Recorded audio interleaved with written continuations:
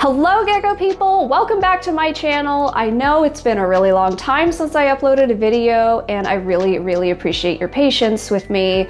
I've been working at my new job. Now, I've been on break and I just felt a renewed energy to get back to YouTube and making videos. I have so many ideas and I'm going to try and make more of a regular thing of it for 2026. Since 2025 is ending and I figured it's gonna be a fresh new start and we're gonna start the year off with a video, I thought I would do a 2026 predictions video for trends in the reptile market, specifically the new Caledonian gecko market. I came up with 6 because it's 2026. So with that, let's get into it.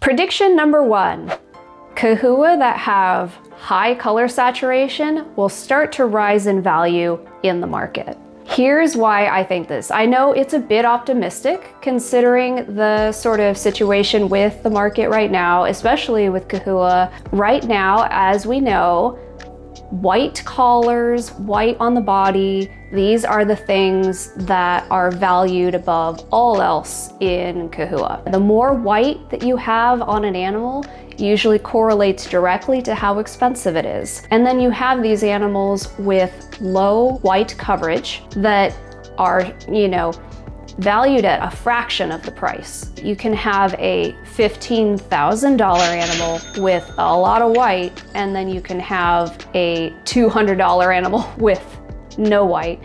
And I personally think that white will always be dominant, right? Like white is always something that people are gonna strive for because it adds contrast, it adds interest to the gecko. But there's so much more that we can value with these animals. I've heard from a lot of people that have reached out to me wanting a gecko that they're looking not for white coverage, but they're looking for bright red, bright green, bright pink. This is what people are asking me for.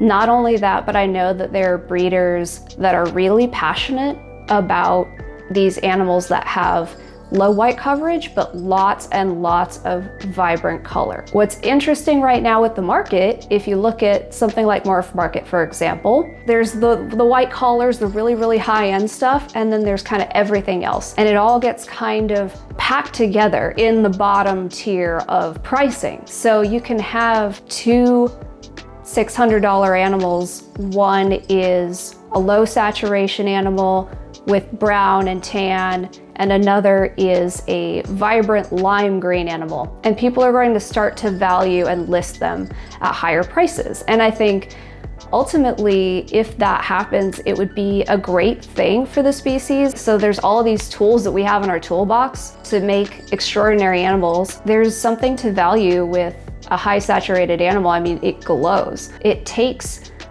like 3 years to reach that level of maturity on an animal where you're gonna see that bright, vibrant lime green. And I get a lot of questions, people asking me and wanting a lime green gecko. And it's something that takes a lot of time to make. You have to kind of sit on the animal for a while and see how it develops.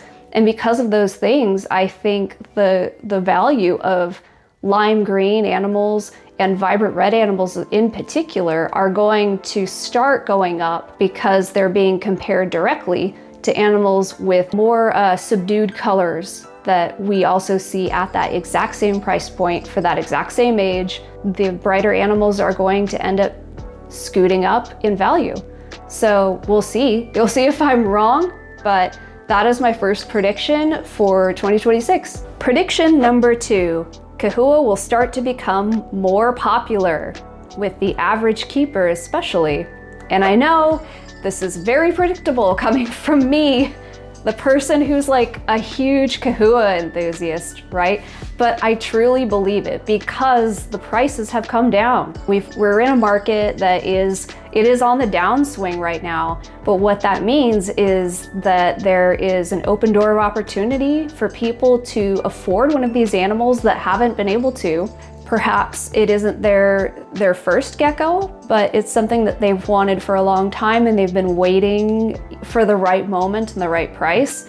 now is absolutely the right time to get your first one. They are just outgoing, they're curious, they have these gorgeous like molten silver eyes. They almost look like the eye of Sauron. They have these amazing little cinnamon bun tails that are fully prehensile. So when, you know, a crested gecko is just gonna maybe be like leaping out into space all the time, these guys tend to be more cautious because they have that tail and they'll just hang on with their tail and kind of reach out for what they want instead of leaping off of you all the time. And then they also curl that tail up when they go to sleep into a perfect little spiral, and it's so cute. It's adorable. They're just as soft as a crested gecko to handle, like the feel of them. They're impossibly soft, especially the babies. They are stunning to look at. They'll blend perfectly in with a piece of wood. It doesn't matter what color it is and what color they are. They somehow manage to blend in. They're so cryptic, and it's just so much fun to put them into a cage with lots of wood and vines and just watch them disappear. But the great thing about chewies is they don't disappear forever because they're very curious and they come out and watch you. They're very engaged, they're very intelligent, and I think giving people that opportunity to own one and even to handle one at a show, something I love to do at shows is let people handle them for the first time, is that it's gonna open that door and we're gonna see more chewy keepers. If you look at Morph Market right now, the numbers for how many crested geckos and gargoyle geckos are listed, the Chahoua numbers are a fraction of that. I think it's something like 360 chewies are listed on Morph Market, where there's like at least 1,500 of either of the other. I think I'll put up some video of Morph Market and the numbers that are current when I edit this video. Not to mention ball pythons. I mean, that is an entire other league of oversaturated. But with chewies, it may seem oversaturated now, but that's just because we're just getting to the point where the price is becoming accessible to the public. So fingers crossed that 2026 will be the year of the chewy. Prediction number 3, gargoyle geckos will continue to be very popular in 2026, but we're going to see a rise in other colors besides red in value.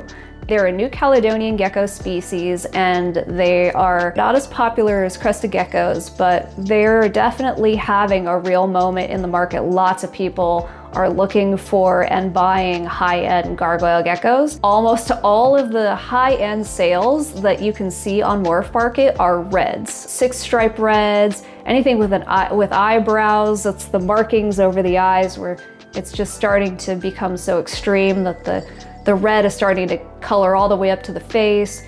Or even the super blotches. They're dominating in people's projects, and that there are going to be some people, especially like the top breeders of gargoyle geckos, who are going to be starting to get a little tired of reds. Not tired of them, but like want to try other stuff. There are a number of different ways that they could go, but something that I personally am predicting is going to become valuable in 2026 is the clean, sharp contrast, black and white gargoyle gecko. And that may be a personal bias because every time I've regretted not buying a gargoyle gecko, it's been a black and white animal. And the reason that I haven't bought them is because my project is for oranges. I love orange and blacks.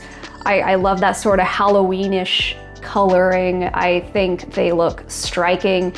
But every time I see just like just pure white, pure black garg, my jaw drops. It is so beautiful. And I think everybody loves contrast, and that's something that goes across species. The ones that look black and white to start with as babies will turn kind of brown, or you know, maybe they'll get like an orangey or like yellowy kind of tinge when they fire up. But I've seen some that are just pure white and black, and it looks sick. And I just think that, you know, because of the difficulty of keeping an animal looking like that as an adult, I think those animals are going to be maybe going up in value.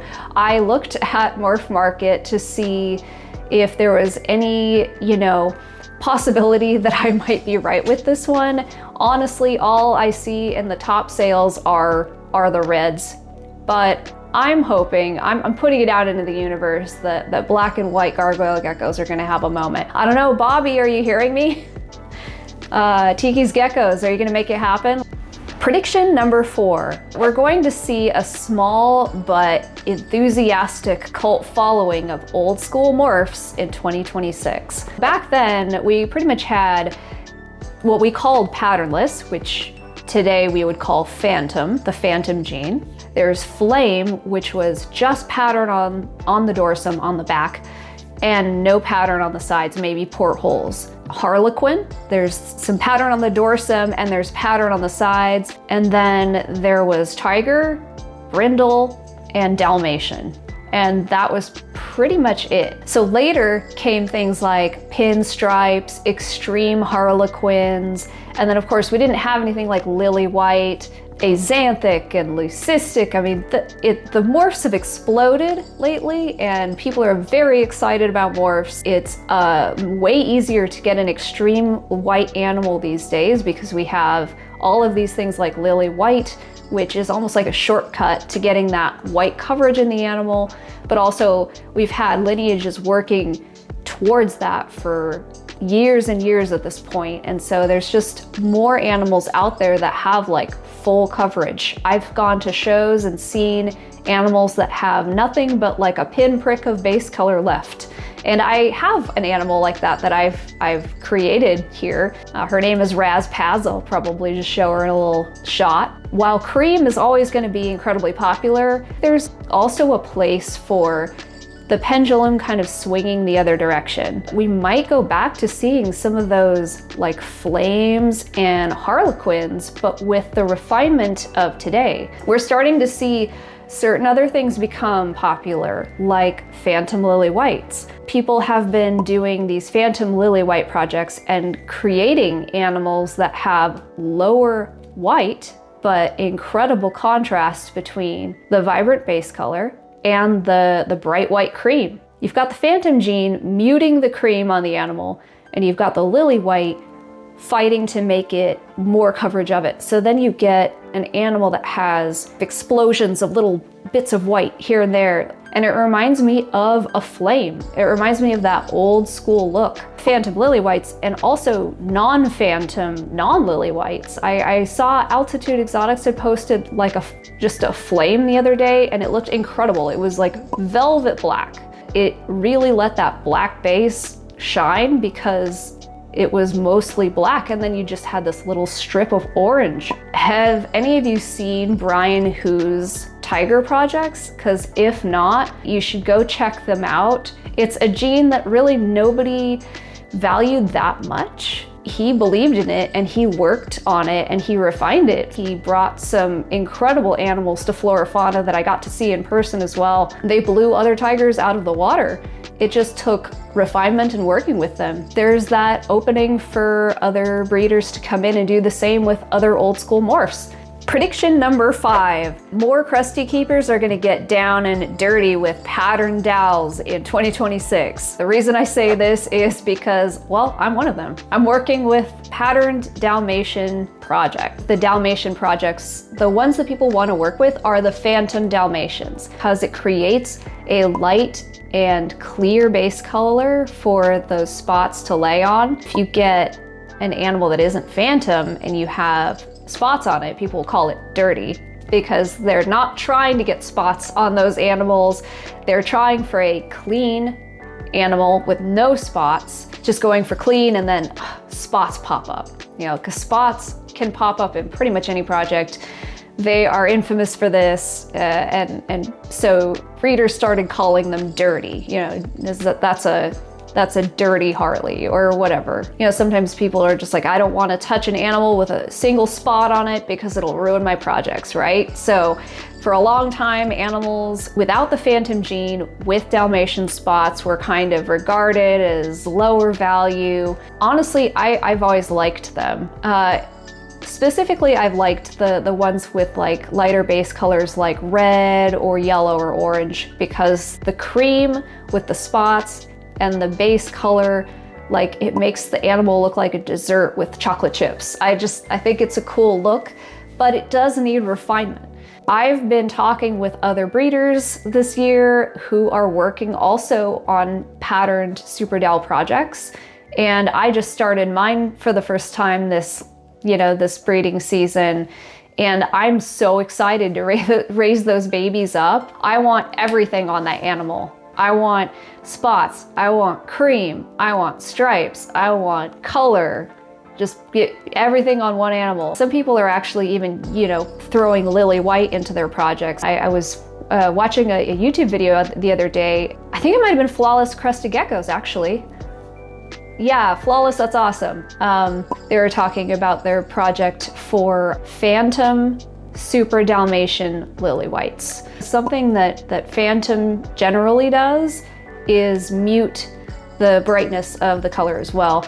But if you take that phantom gene out, then you can get really vibrant, creamy, spotty geckos. There's all of these different things you could bring in on one animal. I like chaos on my animals. I like all kinds of things on them. That's why I think that dirty dals are gonna have a moment in 2026. Prediction number 6, the final one. I believe that the gecko market will be a bellwether for general broad economic trends and market trends in 2026. Am I saying that geckos can predict the economy? Not exactly, but I think that they can be an indicator of economic health because, like other hobbies, this is an area that is considered a luxury. It isn't food and medicine and housing and all of those things that we all need to live.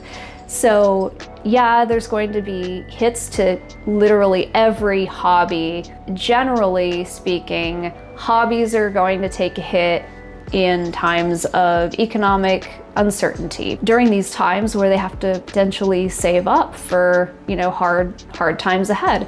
However, as people slow down a little bit, it's going to reduce the supply of animals available. As that happens, value will potentially start to increase again because we're gonna have less animals. Overall, animals are going to increase in value. As the supply goes down, the price is going to go up. Although 2026 might be a down year, hopefully at the end of it, we start seeing some refreshing of the reptile market. Reptiles are here to stay. There's more people in our hobby than ever before. There's something to be said about being in a hobby that has real, tangible animals that you get to work with. It's going to be more important than ever that we have these hobbies, whatever they may be, that connect us to the world that we live in. You get to put your phone down, stop looking at all of the news and the saturation of AI everywhere, and just enjoy your geckos, enjoy your animals, get your hands dirty, work with living things. There's something to be said for having that as an outlet for people, especially right now. It just feels sometimes so overwhelming. You find yourself in a doom scrolling spiral, looking at, things endlessly as your phone feeds them to you. And sometimes it's nice to be like, okay, I just need to put the phone down. I need to go down into my gecko area and just play with my animals. More people are gonna have that feeling than ever. If you're worried about the hobby as a whole, don't be. I don't think it's gonna be going anywhere. It's just reflecting the times that we're currently living in. And as those things change and shift, then the demand will change and shift as well. So don't panic. Whenever we start seeing that recovery in the market, we're gonna start seeing that recovery in the reptile market too. So what do you think of my predictions? Do you agree? Do you disagree? I would love to hear down below what you think. By the way, if you were wondering about the gecko sweater I'm wearing, this is actually from Lauren Moody Studios. I got it when I went to the Flora-Fauna conference. It's just got like crested geckos all over it, and they're like fully embroidered.